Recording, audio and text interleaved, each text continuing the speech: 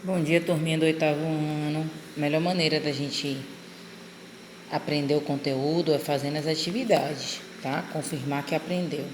Então vamos lá, a gente está na página 78 do módulo, tá vendo? Quando falamos da cidade de Nova York, uma das primeiras coisas que vem à nossa mente é a Estátua da Liberdade.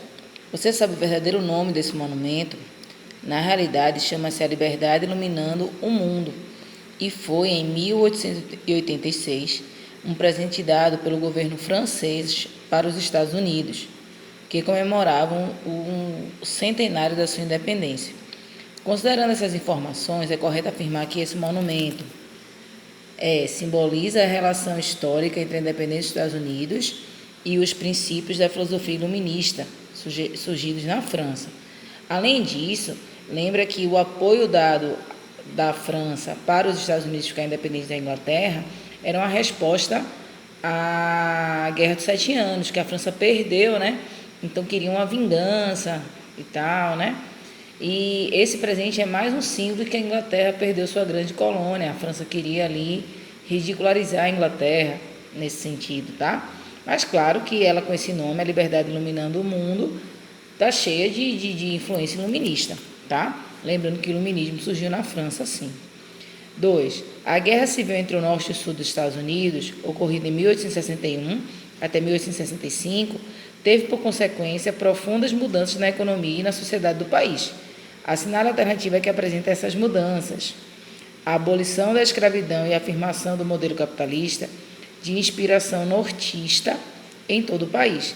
Ele quer saber aí, meus amores, por que essa guerra civil acontece, né? Se as colônias, as 13 colônias dos Estados Unidos se uniu contra a Inglaterra, daí para se chamar Estados Unidos, né? Da América, por que logo em conseguinte, depois de ficar independente, eles vão ficar desunidos? Por conta que o norte era industrial e assalariado, né, defendia a ideia de fim da escravidão, e o sul ele já era agrário e escravocrata, não queria que acabasse a escravidão. Então, as colônias do norte dos Estados Unidos vão brigar contra as colônias do sul dos Estados Unidos, tá? Por isso que vai acontecer essa guerra civil. Vence o norte, né, provando aí que os Estados Unidos ficou capitalista, industrial, tá certo? Mas a abolição da escravidão não ocorre no mesmo momento da independência. Dura um tempinho mais daí para frente, tá? A prova disso é a luta do Martin Luther King, né? Aí pelo fim da escravidão. 3. Todos os homens são criados iguais, dotados pelo Criador de certos direitos inalienáveis, entre os quais figuram a vida, a liberdade e a busca da felicidade. Para assegurar esses direitos entre os homens, se instituem governos que derivam seus justos poderes do consentimento dos governados. Sempre que uma forma de governo se dispõe a destruir essas finalidades, cabe ao povo o direito de alterá-la ou aboli-la e instituir um novo governo, assentando seu fundamento sobre tais princípios e organizando seus poderes, de tal forma que a ele pareça ter maior probabilidade de alcançar-lhe a segurança e a felicidade. O documento expõe o vínculo da luta da independência das 13 colônias com princípios de quê? Aí a gente tem que lembrar que a independência dos Estados Unidos é um exemplo, sim, das ideias iluministas colocadas em prática, tá? Então, no ano de 1776, o iluminismo aí já estava, que é o século XVIII, né? Forte aí, embasando várias revoluções, inclusive a independência dos Estados Unidos. Então, aqui, ó, letra C.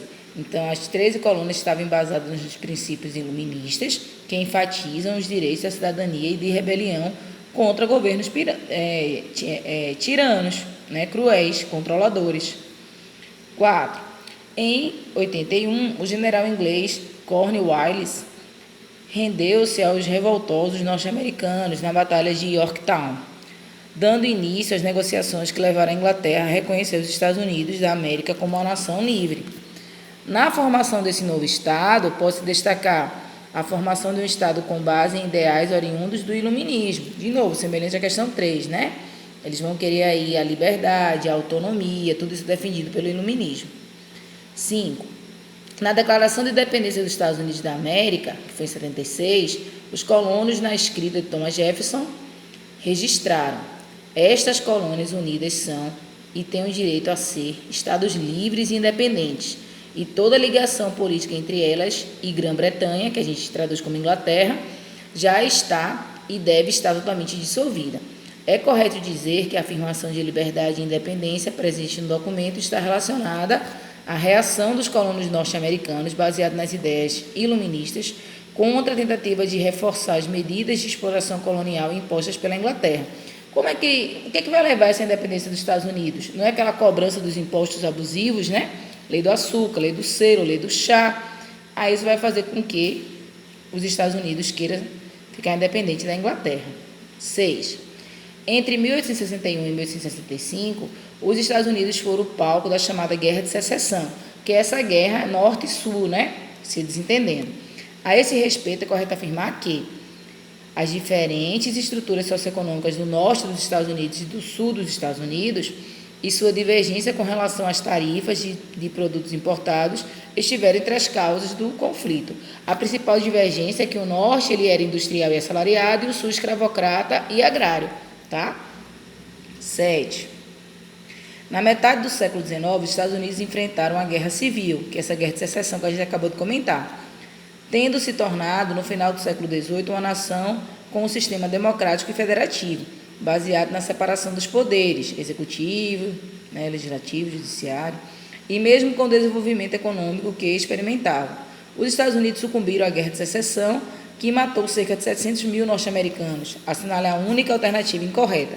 Essa questão é ótima, né? Em casa, com calma, você lê todas as certinhas para aprender mais sobre Guerra de Secessão, tá? E a errada está, letra D. Na metade do século XIX, o processo de independência dos Estados Unidos, iniciado em 76, só havia sido concluído nos estados do Norte. Os estados do Sul, avessos à declaração de independência das 13 colônias, se lançaram à Guerra Civil para voltar a ser colônias da Inglaterra. Não, gente.